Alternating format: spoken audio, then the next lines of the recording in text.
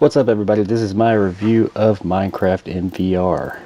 So, as usual, I'm going to talk about some good stuff, talk about some bad stuff, and then talk about if it's worth you even getting, and what the difference is between this vanilla version and the actual VR version. That's going to be the bulk of the review here. Minecraft VR was one of the first full-on VR games I ever played, besides some of the free demos on Steam and on the Windows Store. So I was really excited to get to play it. Just a side note, I guess, I had a lot of issue at first figuring out how to actually access the game, or if it was even available in full-on VR. I could find videos of people playing it in VR here and there, but a lot of the videos were them playing it on in like a theater mode, things of that nature, and I wasn't interested in that. I wanted to play inside the game. But I had a hard time finding out how you actually access it, where you get it. Is it a mod? Do you download it? What's going on there? And I'm happy to report, which it may be common knowledge now, it's been out quite a while, that it's none of those. It's just, if you own Minecraft, then you already own Minecraft VR. And that's a really good practice I'm going to talk about a little bit later on. As you'll see right here, when I first got into the game, I thought, oh man, yeah, I'm in a VR space, and I mean, that's kind of cool, but it looks as if I was going to be playing it on a 2D plane, like right here. Kind of like playing it in a VR space, but on a TV. And I was kind of upset about that. And you move it around, you control it just like a controller, but then that little white text right there at the bottom popped up and made my day. You just press on that thumbstick, and there you are. You're into the Minecraft world. And it is 100% 360 degree immersed into that world, and that is just amazing. Especially the first time I did it. This is the first game I played where it was really totally free form, locomotion, go anywhere, do anything, full-fledged game. So I was really kind of taken back the first time I did it. It was really just awe-inspiring. Now, compared to games like Skyrim and Fallout VR and the Elk, this is still a really good entry into that open world type of game. But maybe some of the sheen has worn off a little bit, since this was, like I said, the first time I ever entered a full VR world was this game, so I was kind of blown away. But even now, long time after that, I've experienced lots of VR games and come to understand how they work and what to expect, still booting up Minecraft in VR is still pretty exhilarating, and it's a great experience. It's extremely well done. It's not just a cheap port where they threw on some 3D and some motion controls. It's very well done. There's not a lot here that they missed. And now, granted, there may have been a beta period when it was really just crap. I don't know. I've played it when it was full release, as it is now. But what about it? What's different between this and the vanilla version? First of all, I'm not going to really go into like a full review of the actual gameplay, because if you're here, chances are you've already played Minecraft, or you know what Minecraft's all about. And I mean, who hasn't? Everybody, just about. I'm sure there's a couple of holdouts out there, but the vast majority of people out there in the world have played Minecraft in its regular 2D variant. And I imagine somebody who hasn't isn't going to be here wondering about the VR version. So I'm not going to bore you with a review of the actual game itself, the mechanics and the gameplay of Minecraft. It's the same damn game. If you've played Minecraft in the past, this is that game. There's no difference besides the way that it controls and the immersiveness of it. Now, I mean, that does make a big difference. But as far as gameplay goes and what Minecraft is, this is the same create your own world, survival, just really fun experience. Just a whole lot more immersed now. So what are the differences between the vanilla version and this one? Mainly controls. Control being how you view the world, and also the actual controls, the motion controls. From the headset standpoint, it's extremely immersive. A lot more immersive than I thought it would be, in fact. I mean, you feel like you're in this world. When you first boot it up, it's like, whoa, it has you like floating above the map. You know, when you're picking what, your settings for your game, you're way up in the air, just floating there in the air, and it's extremely immersive. It's pretty, it makes you take back or step back. It's pretty awe-inspiring first time you do it. Yeah, granted, it's just, an 8-bit block world, but at the same time, there's something very charming and something very just wowing about it, because while it may just be that 8-bit block world, it's a really pretty 8-bit block world that is extremely consistent and very immersive. So then there's the controls. Controls are really important. They're very make or break in these VR games. I mean, they're make or break in any game, but especially in these VR games, because if motion controls are done poorly, it just ruins the whole entire experience. If they're done well, it elevates it from just being a good, neat VR experience to being an awesome VR game. So the way that they're implemented here in Minecraft is awesome. It's perfect.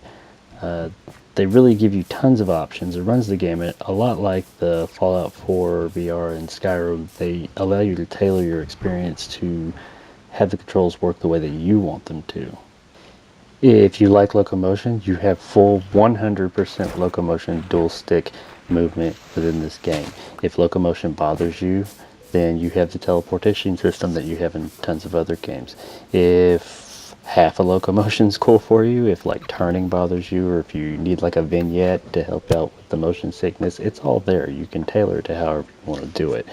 I really appreciate those options in games like this. While locomotion, I love locomotion, and I don't get motion sickness or any type of nausea from it, so I enjoy full locomotion.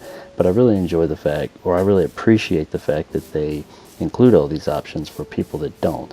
And also I appreciate it because a lot of the times, if there's only one option, what they'll do is they'll confine it to only teleportation, or force you to have to not have locomotion or full locomotion, and you have to teleport around. And I really don't like it when games force me to do that. I like to be able to walk around freely as I would in the 2D version. I don't like it forcing me to use settings that help with motion sickness when motion sickness doesn't bother me. So I really like the fact that they include all of that, the full gamut of tailor your own experience for everybody, so everybody can enjoy it, whether locomotion or motion sickness is an issue to you or not. I think that's a really good move on the developer's part. Now with the rest of the controls, as far as how everything else works, it works very intuitively. It makes sense. Like your menu that would usually be at the bottom of your screen in the regular version of Minecraft is attached to your left hand. You just lift it up at any time and you can see what you've got going on in that hotbar. If you want to see your full inventory like you see here on the screen at some point, if you want to see your full inventory, you just click a button and bam, it pops up. And you also use that left hand to interact with other inanimate objects, things that aren't trying to attack you pretty much, be it doors, chests, and other things in the world. Now as far as all your tools and weapons, those are on your right hand. You select them with the left like I said, but then everything pops up in your right hand. You use that to attack monsters, to bust up blocks, and do everything else in the world. Pretty much just like in the main game. The one thing that at first kind of threw me off that I didn't think was okay, but now I totally agree with, is a swing mechanic. You'll see here in the video quite a few times I'll walk up at things and the sword or pickaxe or whatever just kind of does a pivot tilt as it knocks things out. Now that's because when you actually swing it, you can swing it, but when you swing it, it doesn't actually connect with anything. You actually have to pull the trigger in order for it to affect the world around you. Now at first I thought, well, that's kind of lame. I want to be able to swing at things and hit them. But then I got to thinking after playing the game for quite a while, you know, I don't know if I'd want to sit there and swing my arm up against all the blocks that you're going to bust up in this game. Your arm would be dead within like 5 minutes if you sat there and had to do all those swings physically. So I totally get the whole using the trigger thing, just like in the regular game. You can still swing it around if you want to, but like I said, you got to hit that trigger. And believe me, that's how you want it, because if you actually sat there and had to swing it around that much, your arm would fall off in 5 minutes. The only other thing, as far as the game concerns, that I'm going to go into or talk about would be probably performance. It performs beautifully. I mean, I'm not running the fastest computer in the world. It's no slouch. I have a 7th gen i5 1050, so it should totally run Minecraft. VR is a bit more taxing, but I've never run into any performance issues whatsoever on the game, so neither should you. It shouldn't be a problem. Runs smooth, runs great. It's a great game all around. If you enjoy Minecraft, you're going to love this. This is the way you're going to want to play it. I really didn't think that that was going to be the case with Minecraft because of how it has the whole crafting and, you know, you spend a lot of time moving blocks around and building things. I didn't think VR was going to lend itself as well to that.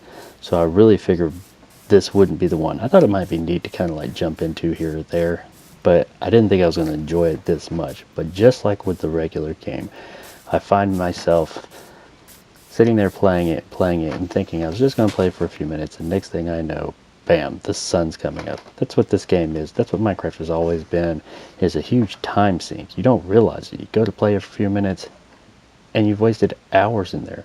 And this VR version is no different. If not, it's even more immersive.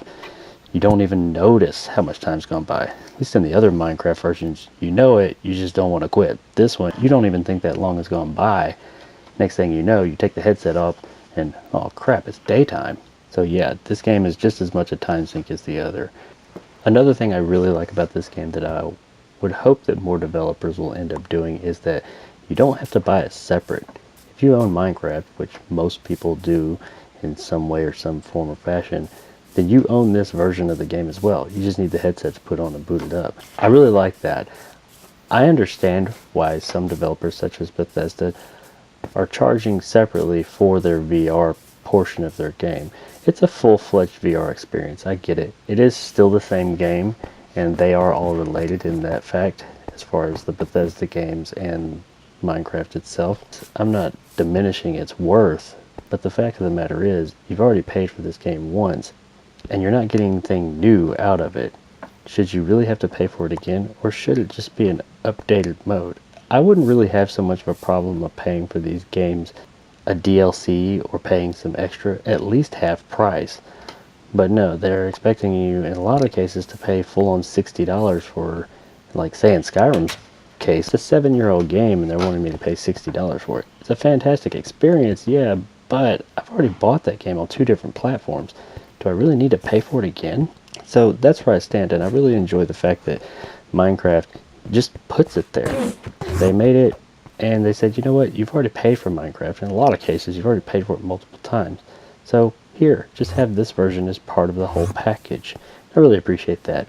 All of the maps that you've built in the regular 2D version, you can also play with here in the VR version. They're seamless. Everything you do here translates there, and vice versa. That even goes all the way down to, say, the Xbox One version, or even the 360 version. I'm sure I glazed over a few things, didn't say everything. Hopefully helped you out if you're just wondering about Minecraft VR and what it's all about like I was. Hopefully I answered some questions there. So how's the game? It's absolutely worth it. Chances are you already own it. Worst case scenario, even if you're not a Minecraft fan and you have access to this, you will enjoy the immersiveness of it all. And just give it a shot. Because like I said, chances are you probably already own it or know somebody who does. And if you don't, it's 20 bucks for such an enormous game. And when you buy it that way, you get it on PC, Xbox, and VR. I don't know about the other ones, but yeah, totally worth it. One of the best values you can definitely get. And if you're a fan of Minecraft, you'll love it. If you're not a fan of Minecraft, I think you'll at least appreciate it. So it's absolutely worth a purchase. So go check it out. Alright, that's all I got. Thanks for your time. Thanks for checking it out. If you made it this far into the video, this is a bit of a long one. Really appreciate it. If you would, like and subscribe. Help me grow my channel. And I'll be releasing more videos here soon. Thanks.